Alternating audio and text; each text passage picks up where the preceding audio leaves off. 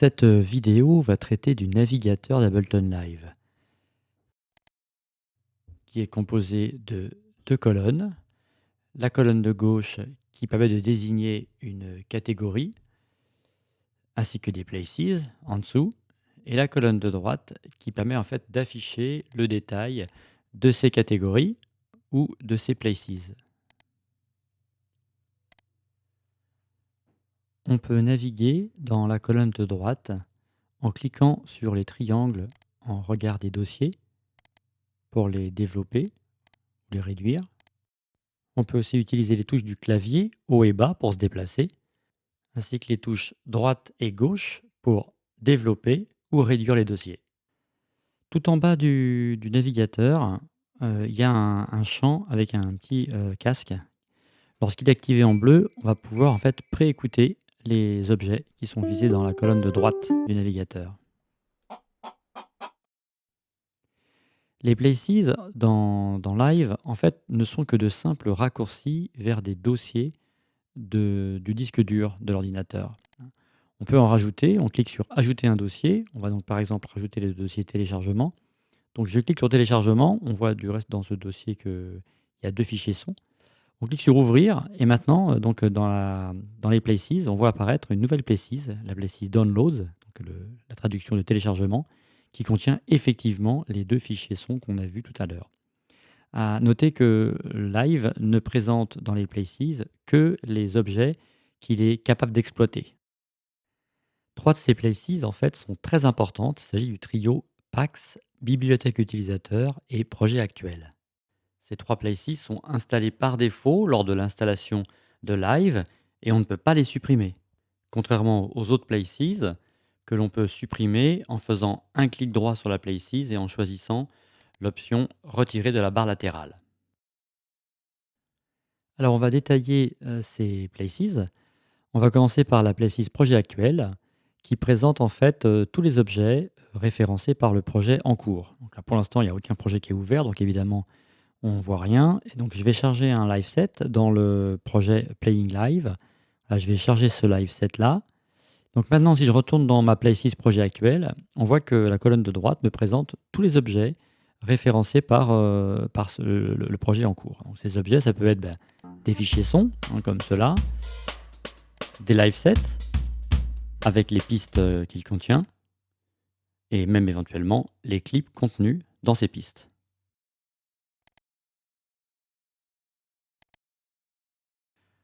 On va jeter un œil sur la place PAX.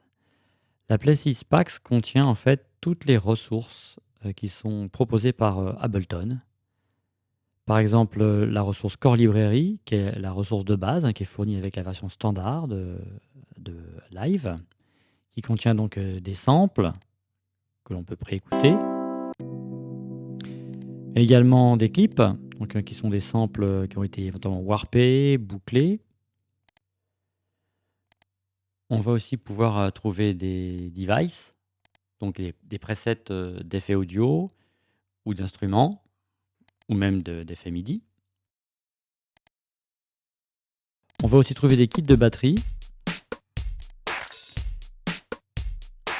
Et on va aussi trouver dans cette playlist PAX toutes les autres librairies, donc optionnelles, hein, qui sont par exemple fournies d'office avec la version suite, proposées par Ableton. Par exemple, on a ici la librairie Grand Piano, où on va trouver donc des samples, comme on voit là, hein. On peut avoir une petite présentation rapide d'une librairie en faisant un clic droit dessus. On clique sur afficher la leçon par défaut et dans la partie droite de l'interface, on va voir en fait une présentation globale de la librairie installée. Alors la troisième places, la bibliothèque utilisateur, en fait, regroupe tous les objets qui ont été thésaurisés par l'utilisateur de Live. Alors ça peut contenir les samples, hein, donc enregistrés ou importés par l'utilisateur, des fichiers son concrètement, hein. Mais ça peut être aussi des clips, donc des clips audio ou des clips MIDI, éventuellement attachés à des effets. ou des instruments.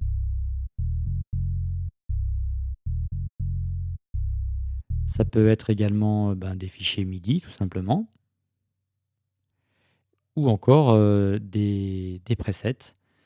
Des presets, d'effets MIDI, d'effets audio ou d'instruments, donc qui ont été donc, pré-réglés par l'utilisateur et qui donc, qu'il met de côté pour pouvoir utiliser dans d'autres live sets. Alors pour retrouver ultérieurement tous ces objets, donc ceux de live ou ceux constitués par l'utilisateur, on va utiliser le champ de recherche qui se trouve en haut du navigateur. On va y taper une expression dont on sait qu'elle fait partie du nom de l'objet que l'on cherche.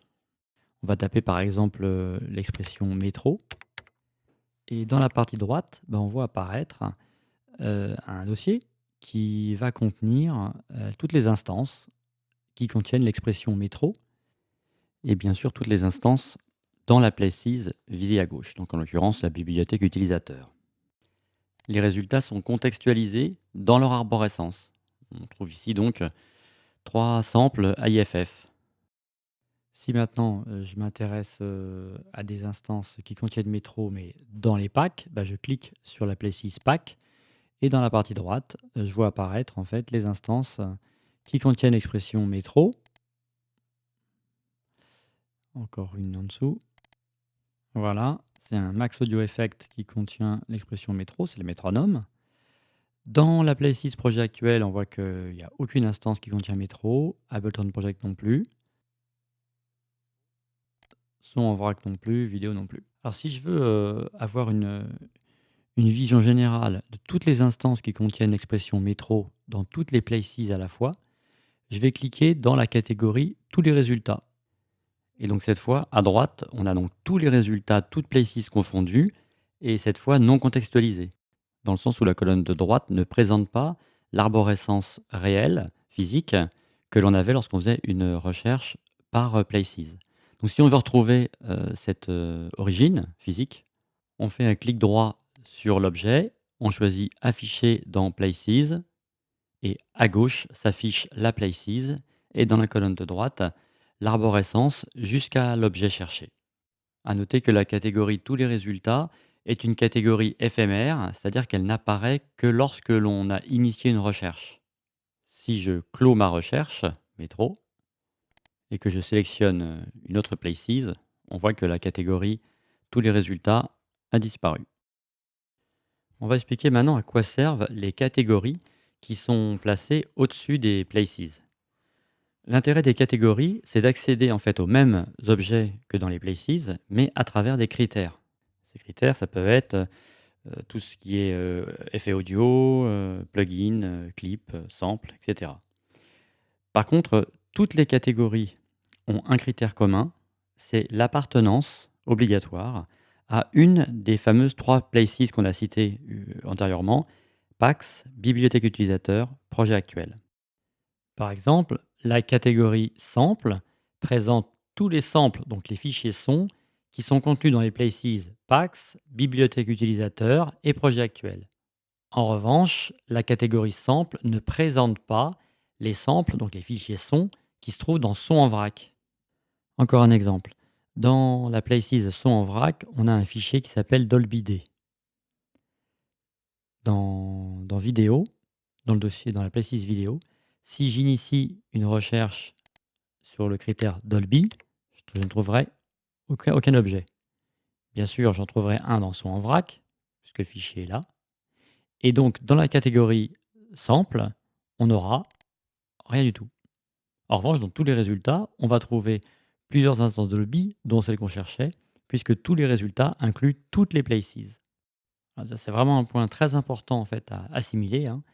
La recherche par catégorie, toutes les catégories qui sont au-dessus de tous les résultats, se font uniquement sur la base de ce qui est dans PAX, bibliothèque utilisateur et projet actuel. Alors, on va faire un petit tour des différentes catégories. Donc, la catégorie sample, on l'a déjà dit, donc présente les fichiers sons qui sont exploitables par live. La catégorie clip, donc des clips live, ce sont donc des fichiers sons qui ont été warpés. On a aussi la liste des plugins, des modules Max for Live, des effets MIDI propres à Live. Alors, en fait, ce qu'on voit là, c'est la liste, des effets génériques et si on développe ce qui semble être des dossiers, on va trouver des presets de chacun des effets. Voilà, donc l'effet générique, lui, fait office de titre de dossier. Idem pour les effets audio. On voit ici tous les effets génériques et si on développe un effet générique, on va trouver à l'intérieur des presets de cet effet-là. Les instruments donc contiennent, des synthétiseurs, des sampleurs. La catégorie Sounds présente en fait les instruments, mais classés par type de son. Donc, on voit comme ici des sons d'ambiance, des sons de basse, des sons de cuivre, et cetera. À l'intérieur, on va avoir toute une série d'instruments avec, le même type de son. La catégorie, Drums présente des kits de batterie divers et variés, donc avec différents, hits à l'intérieur de ces kits de batterie. Et justement, dans la catégorie drums, on a aussi un dossier drum hits qui contient donc de multiples sous-dossiers, dans lesquels on va trouver tous ces hits, donc tous les fichiers sons utilisés pour, constituer ces kits de batterie. En fait, les catégories permettent d'accéder aux mêmes objets, mais par différents chemins. Par exemple, on va s'intéresser à la catégorie instruments. Dans les instruments, on a l'instrument analogue, qui est un synthétiseur de Ableton. Cet instrument analogue, à l'intérieur, on va trouver des presets classés dans des dossiers qui portent des noms de sounds, justement. Par exemple, on a ici le dossier basse et on va trouver dedans donc des presets qui appartiennent à l'instrument analogue, dont par exemple le acoustic almost bass.